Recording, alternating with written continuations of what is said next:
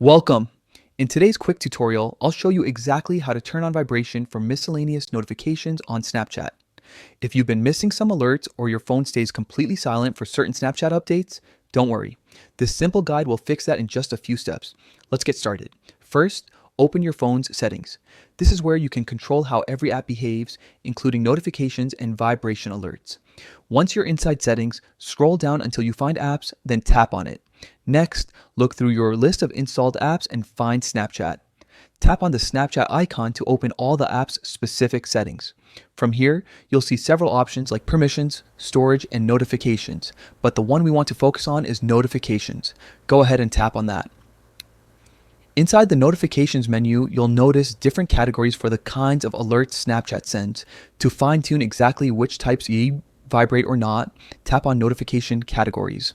This gives you more control instead of just turning all notifications on or off.